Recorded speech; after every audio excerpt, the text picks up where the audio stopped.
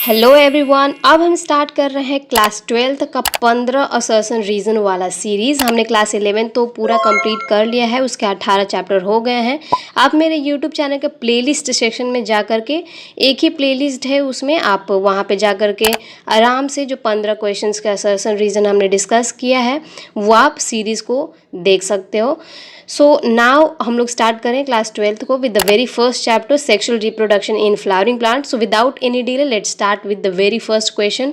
इसके सारे क्वेश्चन बड़े बड़े हैं तो हो सके तो थोड़ा टाइम ज़्यादा लग सकता है, डोंट माइंड दैट, प्लीज़ आप कंटेंट पे फोकस करना, ठीक है। सो क्वेश्चन नंबर 1 से स्टार्ट करते हैं। असर्शन दिया है that an angiosperms flower represents the modified condensed shoot. तो असर्शन बिल्कुल सही है कि जो एंजियोस्पर्म का फ्लावर होता है, जो एंजियोस्पर्म है, एंजियोस्पर्म के फ्लावर्स को हम लोग बोलेंगे एंजियोस्पर्मस फ्लावर, और इनके फ्लावर क्या रिप्रेजेंट करते हैं? Modified condensed suit. मॉडिफाई क्योंकि सूट एपिकल मेरिस्टेम जो शूट में प्रेजेंट होता है एपेक्स पे, वही मॉडिफाई हो जाते हैं किसमें? फ्लोरल अपाइकल मेरिस्टेम में, और वहीं से वो फिर फ्लावर निकलने लगता है। और कंडेंस्ड क्यों? क्योंकि जो शूट होता है उसका नोट्स जो होती हैं एकदम पास पास में आ जाती हैं, इंटरनोट्स एकदम छोटा हो जाता है, और फिर वही आगे चल करके वहीं से नोट्स, उसके छोटे छोटे पास पास नोट्स से फ्लावर निकल जाते हैं। मैं चाहूँगी कि आप ये वाला PYQ जो मैंने शॉर्ट्स में दिखाया था ये आप देखोगे तो आपको पूरा समझ में आ जाएगा। शूट एपिकल मेरिस्टेम SAM जो कि नॉर्मली तो नोट्स बना के नोट्स से लीफ बनाता है, वो मॉडिफाई हो जाता है due to some structural and hormonal changes. Note florigen एक हार्मोन है जो कि लीफ में बनती है, और यही रिस्पॉन्सिबल है to convert SAM to floral apical meristem. So yes, assertion बिल्कुल सही है। रीजन दिया है that the fertile leaves of the shoot become modified into sepal and petal. तो रीजन बिल्कुल गलत है, क्योंकि फर्टाइल लीव्स, शूट की फर्टाइल जो लीव्स होती हैं वो कन्वर्ट नहीं होती हैं सेपल और पेटल में। तो रीजन तो गलत है बट असर्शन सही है, इसीलिए option will be C. If assertion is true but reason is false. Question number 2 को अगर हम देखें तो इसमें दिया है assertion a typical microsporangium of angiosperm is generally surrounded by 4 wall layers, epidermis, endothecium, middle layer and tapetum. तो assertion बिल्कुल सही है, क्योंकि एक टिपिकल माइक्रोस्पोरेंजियम क्या है? जब भी हम एंथर लेते हैं, स्टेमेन लेते हैं, तो स्टेमेन का 2 पार्ट्स होता है, फिलामेंट और आपका एंथर। तो एंथर का जब हम ट्रांसफर सेक्शन करते हैं तो उसके अंदर एक बटरफ्लाई शेप का स्ट्रक्चर देखने को मिलता है, और उसके अंदर क्या 4 स्पोरेंजिया देखने को मिलती हैं।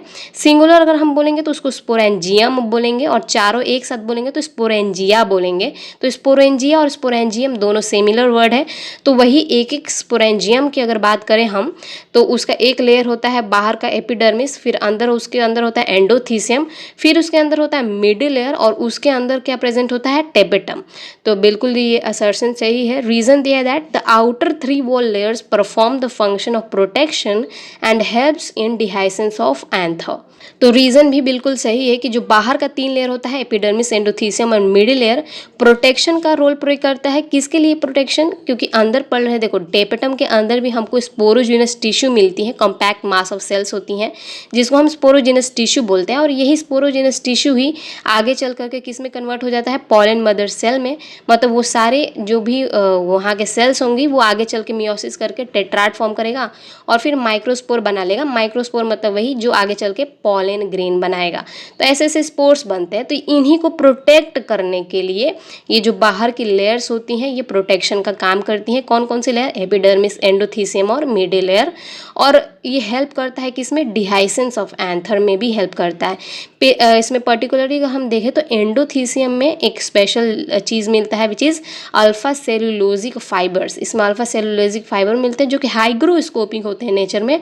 हाइग्रोस्कोपिक मतलब पानी एब्जॉर्ब करेगा, और यही जब पानी एब्जॉर्ब करेगा फिर जब एंथर ड्राई होता है तो एक टेंशन क्रिएट होता है इनके वॉल में, जिसके वजह से यहाँ पे एक पतला लेयर होता है जिसको हम स्टोमियम बोलते हैं, ये फट जाता है और अंदर बना हुआ जो भी पॉलन ग्रेन था वो बाहर निकल जाता है। तो इस तरह से ये जो बाहर के जो 3 लेयर्स हैं वो प्रोटेक्शन के साथ ही साथ डिहाइसेंस ऑफ एंथर में भी मदद करते हैं। तो असर्शन रीजन दोनों से है, लेकिन दोनों अलग अलग स्टेटमेंट है, नॉट रिलेटिंग ईच अदर, इसलिए करेक्ट ऑप्शन इज बी।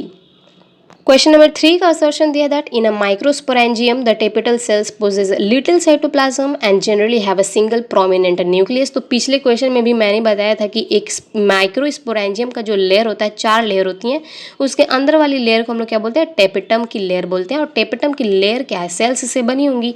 तो उसके टेपिटल के जो सेल्स होते हैं वो क्या मैंने बताया था कि वो नरिशमेंट प्रोवाइड करते हैं, अंदर बन रहा जो भी पॉलन ग्रेन बनता है उसको नरिशमेंट प्रोवाइड करता है। तो यहाँ पे इसके पास खुद के पास भी तो खाना होना चाहिए ना। जैसे आप अगर किसी गरीब को खाना दे रहे हो तो आपके खुद के पास खाना होना चाहिए, तभी तो आप उसको खाना खिलाओगे। वैसे ही टेपिटम के सेल्स के पास ज़्यादा मोर डेंस साइटोप्लाज्म होना चाहिए, ना कि लिटिल जैसा यहाँ असर्शन में दिया, इसीलिए असर्शन गलत हो जाएगा। और ये इनका अच्छे से ये अपने फंक्शन को कंट्रोल कर पाए, मैनेज कर पाए अपनी एक्टिविटीज़ को, तो टेपिटम के सेल्स के अंदर प्रोमिनेंट और मल्टी न्यूक्लिएटेड न्यूक्लियस मिलता है। ठीक है, तो असर्शन गलत है। रीजन दिया था during microsporogenesis the microspore mother cells MMCs undergo meiotic divisions to produce haploid microspore tetrads. तो अगर हम माइक्रोस्पोरोजेनेसिस का प्रोसेस पढ़ें तो कुछ भी नहीं है, पिछले स्लाइड में ही हमने पढ़ा था।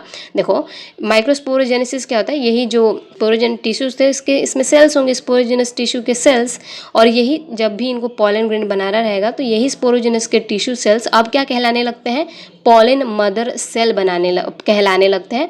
और यही पॉलन मदर सेल, जितनी भी बहुत सारी सेल्स होंगी, एक तो होगा नहीं, कई सारा सेल होगा जिससे टिश्यू बना है, स्पोरोजिनस टिश्यू। तो इनके एक एक सेल, हर एक सेल मियोसिस करके पॉलन ग्रेन बना सकता है। अब क्योंकि एक सेल अगर मियोसिस करेगा तो क्या फॉर्म करेगा, 4 माइक्रोस्पोर बनाएगा, और ये चारों टेट्राड के फॉर्म में आ जाते हैं। इसी प्रोसेस को इसने बोला है माइक्रोस्पोरोजेनेसिस, मतलब कि माइक्रोस्पोर का बनना, जेनेसिस हो रहा है माइक्रोस्पोर का।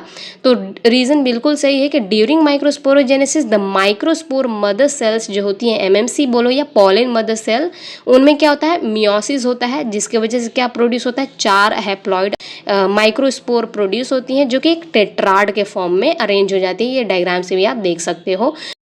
सो रीज़न सही है बट असर्शन इज रॉन्ग, इसलिए करेक्ट ऑप्शन इज डी। अगला क्वेश्चन, क्वेश्चन नंबर 4, इसका असर्शन दिया that exine of a pollen grain is made up of sporopollenin which is resistant to high temperature, strong acid और alkali as well as enzymatic degradation. तो ये एक universal truth है। हमने जो पढ़ा था कि लास्ट में पोलन ग्रेन बनता है, तो पोलन ग्रेन की सबसे बाहर की लेयर होती है स्पोरोपोलेनिन की लेयर, जिसको हम लोग क्या बोलते हैं, एग्जाइन। तो एग्जाइन वाली लेयर जो होती है वो किससे बनी होती है, स्पोरोपोलेनिन से। और स्पोरोपोलेनिन एकदम हट्टा कट्टा इंसान है, कहते हैं सख्त लौंडे, एकदम वही है स्पोरोपोलेनिन। ये क्यों, क्योंकि ये रेसिस्टेंट होता है, खुद को प्रोटेक्ट करता है। अंदर ही इसके पॉलन ग्रेन के अंदर ही तो मेल गैमेट्स होंगी जो आगे चल करके फर्टिलाइजेशन करवाएगा। तो ये इसके अंदर जो भी सारा चीज़ है इसको प्रोटेक्ट करके रखता है स्पोरोपोलेनिन। हाईली रेसिस्टेंट होता है to temperature, strong acid, alkali और एंजाइम्स से। तो बिल्कुल असर्शन सही है। रीजन है that sporopollenin is absent in the region of germ pore.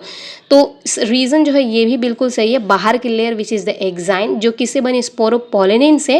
वो पूरी एक कंटिन्यूअस लेयर नहीं होती है, कहीं कहीं पे जगह भी छूटे हुए रहते हैं ताकि आगे चल करके पॉलन ट्यूब बन सके। उस जगह को हम लोग क्या बोलते हैं, जर्मपोर बोलते हैं।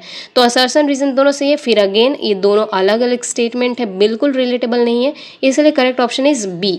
क्वेश्चन नंबर 5 का असर्शन दिया है that in most angiosperms microspore of a tetrad grow and separate from one another shortly after meiosis. तो असर्शन बिल्कुल सही है कि हमने जहां तक पढ़ा था कि ये टेट्राड बना लेती हैं। तो टेट्राड मैंने बताया था कि टेट्राड ये बनाती हैं, उसके ऊपर इनकी कैलोज की लेयर आ जाती है जो फर्दर क्या होती है, डिग्रेड हो जाती है। इंजाइम एक होता है जो टेपिटम की ही सेल्स सिक्रीट करती हैं, वो इंजाइम का नाम होता है कैलेज। वो कैलेज जो होता है ना, इन्हीं थोड़ी देर के बाद ही कैलेज जो है वो इनको डिग्रेड कर देगा, कैलोज की लेयर को, और ये फिर अलग अलग माइक्रोस्पोर बन जाती हैं। और यही माइक्रोस्पोर अलग अलग जा करके बाद में फिर मेल गैमेटोफाइट या फिर पॉलन ग्रेन बना लेती है। मेल गैमेटोफाइट और पॉलन ग्रेन दोनों सेम ही होता है, बात बराबर है। रीजन दिया है that in members of Rosaceae and Leguminosae pollen grains maintain viability of month. देखो हर चीज़ का, जैसे हम लोग पढ़ें कि स्पर्म होते हैं, स्पर्म को भी कंटेन करके रखा जाता है वो उसमें नाइट्रोजन बैंक्स में। तो वैसे ही इस पॉलन ग्रेन जो होता है इसकी भी वायबिलिटी होती है कि कब तक फंक्शनल है, कब तक ये पॉलन ट्यूब बना करके आगे जर्मिनेशन कर सकता है। तो अलग अलग फैमिली में इनकी अलग अलग पॉलन की वायबिलिटी होती है कि कब तक ये काम कर सकता है, कब तक ये फंक्शनल हो सकता है। जैसे कि 30 मिनट होता है इसका viability for rice and wheat, और जैसे कि यहाँ रीजन में दिया था कि रोजेसी और लेगुमिनेसी इनके साथ ही में सोलेनेसी का मंथ में वायबिलिटी होता है। असर्शन भी सही है, रीजन भी सही है, पर दोनों ही अलग अलग स्टेटमेंट है, नॉट रिलेटिंग ईच अदर, इसलिए option number B will be the right answer. Question number 6 देखें अगर हम, तो इसका असर्शन दिया that only the pre pollination growth of male gametophyte occurs inside the microsporangium whereas the remaining growth occurs over the female reproductive organs. तो अगर assertion को हम डिकोड करें तो यहाँ पे सबसे पहले अगर आप देखोगे तो किसके बारे में बात कर रहा है, मेल गैमेटोफाइट के बारे में बात कर रहा है। तो मेल गैमेटोफाइट क्या था, पॉलन ग्रेन था। पॉलन ग्रेन को ही हम लोग मेल गैमेटोफाइट बोलते हैं, क्योंकि ये एक ऐसा फाइट है, मतलब ये एक ऐसा बॉडी है जिसके अंदर क्या प्रेजेंट होता है, गैमीट प्रेजेंट होता है, मेल गैमीट प्रेजेंट होता है, इसलिए पॉलन ग्रेन को हम लोग क्या बोलते हैं, मेल गैमेटोफाइट बोलते हैं। तो अब वही मेल गैमेटोफाइट का प्री पॉलिनेशन ग्रोथ और पोस्ट पॉलिनेशन ग्रोथ अगर हम कंपेयर करके देखें, प्री पॉलिनेशन ग्रोथ में क्या आ जाएगा, माइक्रोस्पोरोजेनेसिस, मतलब वही स्पोरोजेनस टिश्यू के सेल्स क्या बना लेंगे, माइक्रोस्पोर बना लेंगे, और फिर उसी माइक्रोस्पोर का मैचुरेशन और फिर पॉलन ग्रेन का बनना, पॉलन ग्रेन फॉर्मेशन, और फिर एंथर का फट जाना, ये सारे क्या है, प्री पॉलिनेशन इवेंट्स हैं। और ये कहाँ पे हो रही थी, उसी गोल गोल वाले 4 स्ट्रक्चर्स जिसको हमने क्या बोला था, माइक्रोस्पोरेंजियम बोला था, उसी के अंदर तो ये होती हैं। तो बिल्कुल ये सही है कि प्री पॉलिनेशन वाला जो ग्रोथ होता है वो कहाँ पे होता है, इनसाइड इसके अंदर, माइक्रोस्पोरेंजियम के अंदर, whereas the remaining growth, मतलब बाकी का इसके आगे का जितना भी ग्रोथ होता है पॉलन, उसका पॉलन ग्रेन का, वो कहाँ पे होता है, फीमेल रिप्रोडक्टिव ऑर्गन के ऊपर होता है। फीमेल रिप्रोडक्टिव ऑर्गन मतलब ये यहाँ पे बात कर रहा है पिस्टिल का, पिस्टिल का भी वो ऊपर वाला लेयर जिस पे स्टिग्मा, जिसको हम लोग बोलते हैं, स्टिग्मा पे पॉलन फॉल करेगा, पॉलन ग्रेन फॉल करेगा, और फिर क्या होती है, उसके आगे की जितनी भी ग्रोथ होती है पॉलन ग्रेन की, वो होती है किसके ऊपर, इसी female reproductive organ which is the stigma, इसके ऊपर होती है। क्या है वो पोस्ट पॉलिनेशन इवेंट, पॉलन का जर्मिनेशन, मतलब कि पॉलन ट्यूब का बनना, और इसी का एंट्री होना ओव्यूल में, और फिर डबल फर्टिलाइजेशन हो जाना। ये सारी इवेंट्स कहाँ पे होती हैं, फीमेल रिप्रोडक्टिव ऑर्गन के ऊपर। और इससे पहले की इवेंट्स, मतलब पॉलन ग्रेन तक का बनना या फिर एंथर का डिहाइसेंस का होना, ये प्री पॉलिनेशन इवेंट्स होती हैं, जो कहाँ पे होती है, माइक्रोस्पोरेंजियम के अंदर होती हैं। बिल्कुल असर्शन सही है। रीजन दिया है that whole of the growth of female gametophyte occurs inside the megasporangium। अब रीजन में क्या बात कर रहा है, रीजन में ये फीमेल गैमेटोफाइट के बारे में बात कर रहा है कि जो फीमेल गैमेटोफाइट का जो भी ग्रोथ होता है, मतलब होल ऑफ द ग्रोथ, जितना भी फीमेल गैमेटोफाइट का ग्रोथ है, मतलब कि जब तक जो एम्ब्रियो सैक बनता है वो सारा का सारा, फीमेल गैमेटोफाइट को हम लोग क्या बोलते हैं, एम्ब्रियो सैक बोलते हैं। एम्ब्रियो सैक का पूरा ग्रोथ कहाँ पे होता है, मेगास्पोरेंजियम के अंदर होता है। मेगास्पोरेंजियम मतलब ओव्यूल के अंदर होता है। तो बिल्कुल ये सही है कि जितना भी ग्रोथ है एम्ब्रियो सैक का, एम्ब्रियो सैक कहाँ पे बनता है, ओव्यूल के अंदर। ओव्यूल को ही हम मेगास्पोरेंजियम बोलते हैं। तो रीजन बिल्कुल सही है, असर्शन भी सही है, बट दोनों अलग अलग स्टेटमेंट है, एक में मेल गैमेटोफाइट के बारे में है और एक में फीमेल गैमेटोफाइट के बारे में है। तो इसलिए correct option is B. Question number 7 अगर हम देखें तो इसका असर्शन दिया है that the development of embryo sac from a single functional megaspore is termed as monosporic development. तो असर्शन बिल्कुल सही है कि एम्ब्रियो सैक का डेवलपमेंट, एम्ब्रियो सैक को हम लोग क्या बोलते हैं, फीमेल गैमेटोफाइट बोलते हैं। और इसका जो डेवलपमेंट होता है वो कैसे होता है, एक ही स्पोर से, एक ही मेगा स्पोर ही जो होता है फंक्शनल, वही जा करके पूरा का पूरा एम्ब्रियो सैक बना लेता है। इसीलिए हम इसको क्या बोलते हैं, मोनोस्पोरिक डेवलपमेंट बोलते हैं।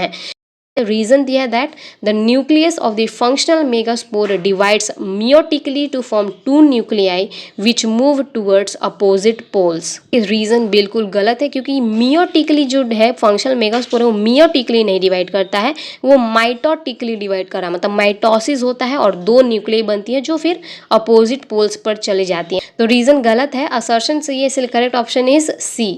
अगला क्वेश्चन, क्वेश्चन नंबर 8, इसका असर्शन दिया है that although geitonogamy is a functionally cross pollination involving a pollinating agent, genetically it is similar to autogamy. तो यहाँ पे जीटेनोगेमी के बारे में बात किया है। पॉलिनेशन के हमने टाइप्स पढ़ते हैं, क्रॉस पॉलिनेशन, सेल्फ पॉलिनेशन, उसमें से एक जीटेनोगेमी होती है। जीटेनोगेमी का इसने बताया कि फंक्शनली तो क्रॉस पॉलिनेशन होता है, क्योंकि इसके अंदर क्या होता है, पॉलिनेटिंग एजेंट्स यूज होते हैं, और लेकिन ये जेनेटिकली क्या है, सिमिलर होती है टू ऑटोगेमी। तो अगर हम इसको समझें कि ऑटोगैमी सबसे पहले हम समझेंगे कि ऑटोगैमी होती क्या है। ऑटोगैमी क्या होता है कि एक ही फ्लावर के अंदर जो मेल और फीमेल है, मतलब पिस्टिल और स्टेमन से पॉलन ग्रेन आकर के उसी के सेम फ्लावर के अंदर प्रेजेंट स्टिग्मा पे फॉल करेगा, तो ये क्या है, इसको हम सेल्फ पॉलिनेशन बोलते हैं। और ये जेनेटिकली भी सेम है, क्योंकि एक ही प्लांट का फूल था, उसी फूल के अंदर एक ही फूल के अंदर जो प्रेजेंट था एंड्रोशियम और गायनोशियम, उनका भी जेनेटिक्स दोनों का सेम होगा, क्योंकि एक ही पेड़ का फूल है और वही एक दूसरे के ऊपर इसने पॉलिनेशन कराया, तो जेनेटिकली भी तो ये सेम ही है।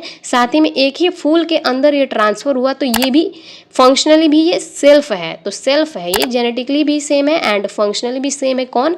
ऑटोगैमी।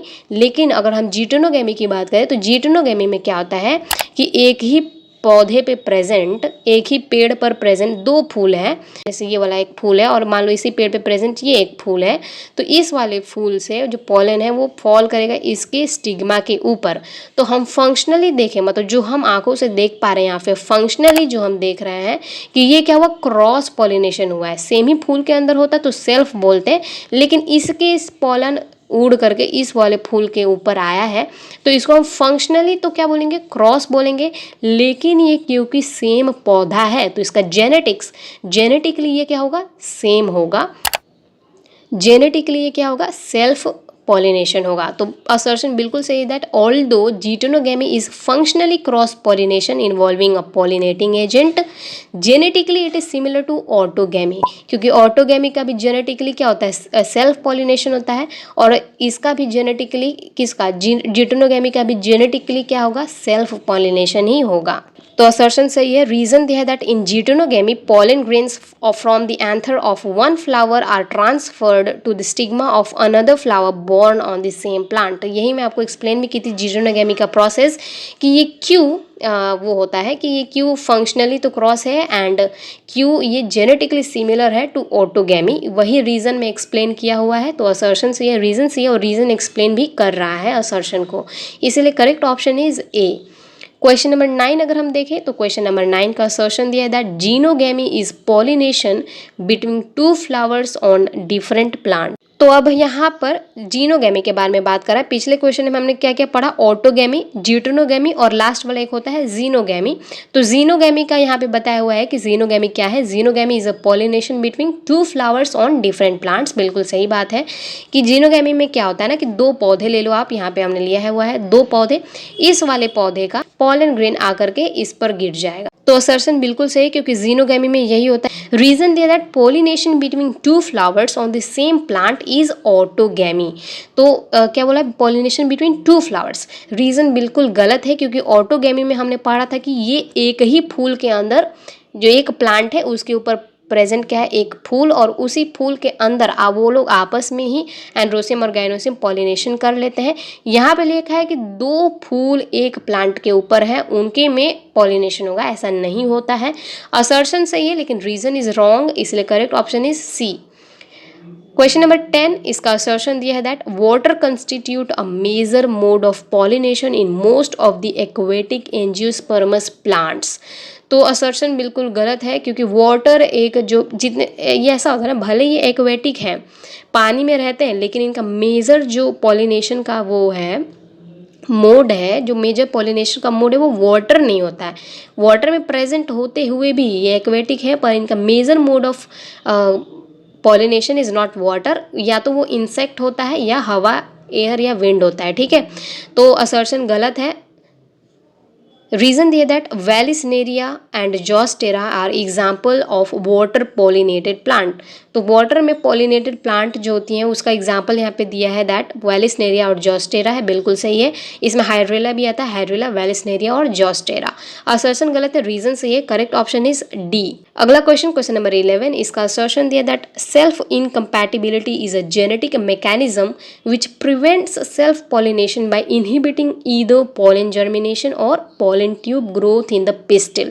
तो पूरा बकवास है ये, कुछ भी नहीं है। रीजन भी पढ़ लेते हैं। Self incompatibility result results in inbreeding.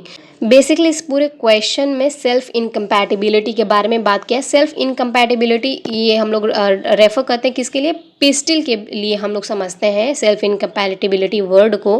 Pistil जो होता है वो अपने ही सेम जेनेटिक्स के जो पॉलन ग्रेन्स आते हैं इसके ऊपर पॉलन ट्यूब बनाने, जर्मिनेशन कराने के लिए, उनको ये प्रिवेंट करता है। तो ये सेल्फ के लिए इनकेपेबल हो जाता है।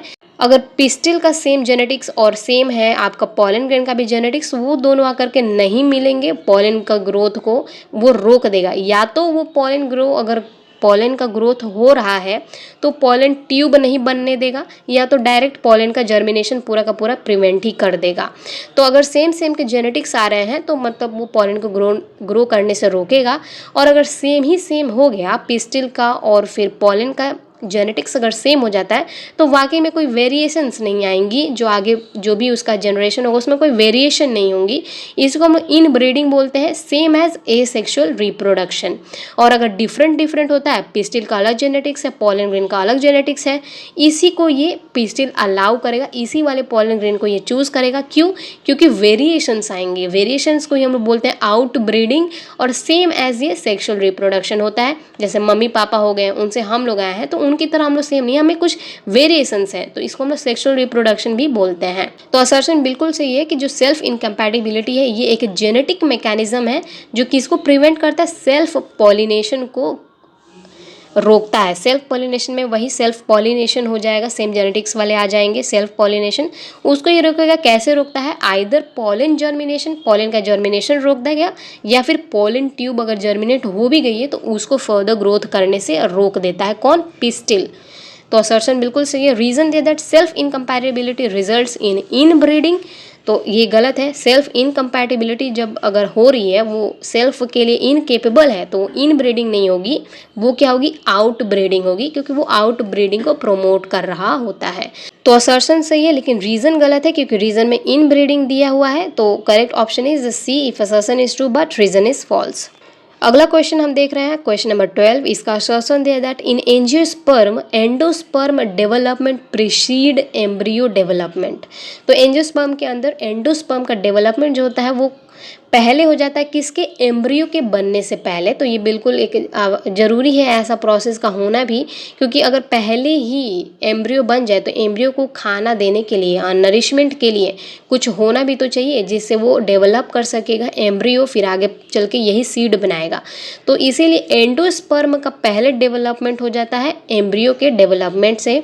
तो अगर हम इसको और थोड़ा फ्लैशबैक में जाए, पीछे जाए, तो पॉलन ट्यूब से आकर के दो मेल गैमेट्स उस एम्ब्रियो सैक में फ्यूज होती हैं। एक मेल गैमेट एग सेल के साथ मिलता है और क्या बनाता है? डिप्लॉयड जाइगोट बनाता है। और दूसरा जो मेल गैमेट होता है वो दो पोलर न्यूक्लियाई के साथ मिलता है, तो क्या बनाता है? एंडोस्पर्म बनाता है ट्रिप्लॉयड। ट्रिप्लॉयड क्यों? क्योंकि एक मेल गैमेट का हैप्लॉयड और दो पोलर न्यूक्लियाई है, तो हैप्लॉयड इंटू हैप्लॉयड, इसका टू डिप्लॉयड हो जाएगा, और एक मेल गैमेट का हैप्लॉयड तो मिल करके ट्रिपल हो जाएगा, ट्रिप्लॉयड। तो एंडोस्पर्म ट्रिप्लॉयड और जाइगोट जो होता है डिप्लॉयड होता है। ये वाला जब भी प्रोसेस होता है डबल फर्टिलाइजेशन में, तो तब तक के लिए जो जाइगोट है वो क्लीवेज नहीं करता है, रुका हुआ रहता है, थोड़ा डोरमेंट स्टेज में रहता है जब तक कि एंडोस्पर्म न बन जाए। तो एंडोस्पर्म जब पूरा बन जाता है तब जाइगोट जो है आगे क्लीवेज करना स्टार्ट करता है और फिर आगे के सारे प्रोसेस को करता है, ताकि एंडोस्पर्म बना हुआ रहेगा तो फिर जाइगोट जब आगे चल के एम्ब्रियो बनाएगा तो उसको नरिशमेंट मिल पाएगी। तो असर्शन बिल्कुल से रीजन उसी को एक्सप्लेन किया, that double fertilisation ensure that the nutritive tissue is formed before the zygote starts cleaving. तो रीजन बिल्कुल सही है कि ये डबल फर्टिलाइजेशन ही है जो इंश्योर करता है किसको? कि न्यूट्रिटिव टिश्यू मतलब कि एंडोस्पर्म पहले बन जाए जब जाइगोट क्लीविंग को स्टार्ट करे। क्लीविंग मतलब कि डिवाइड करना जब जाइगोट स्टार्ट करेगा। तो ये डबल फर्टिलाइजेशन के ही वजह से हुआ है। अगर डबल फर्टिलाइजेशन नहीं होता तो सिर्फ जाइगोट बनती, एंडोस्पर्म नहीं बनता, जो कि पूरा वेस्टफुल प्रोसेस हो जाता। तो डबल फर्टिलाइजेशन ही है वो जो इंश्योर ऐसा कराता है। तो असर्शन रीजन दोनों से रीजन एक्सप्लेन कर रहा है असर्शन को, इसलिए correct option is A. Question number 13 इसका असर्शन दिया that in cocos nucifera coconut water represent the cellular endosperm and the surrounding white kernel represents the free nuclear endosperm. Assertion बिल्कुल गलत है। कोकोज न्यूसिफेरा ये साइंटिफिक नेम दिया है किसका, coconut का, नारियल का।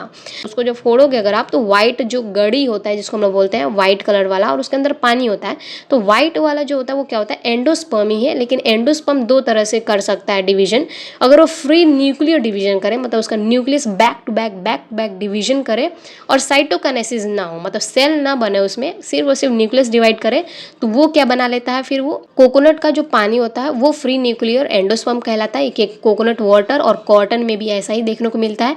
उसके साथ में अगर ये एंडोस्पर्म का जो सेल है ये न्यूक्लियर डिवीजन करे, साथ ही में साइटोकाइनेसिस में भी करे, साथ ही साथ में ये क्या करते जाए, सेल वॉल भी बनाता जाए अगर, तो ये व्हाइट कर्नल ऑफ कोकोनट में ऐसा होता है। तो वो जो गड़ी वाला पार्ट है, व्हाइट वाला पार्ट, उसमें क्या होता है, न्यूक्लियर डिवीजन के साथ में साइटोकाइनेसिस, और जो पानी वाला पार्ट होता है उसमें सिर्फ और सिर्फ फ्री न्यूक्लियर डिवीजन। लेकिन असर्शन में उल्टा दिया हुआ है। रीजन दे that endosperm persist in some mature seeds.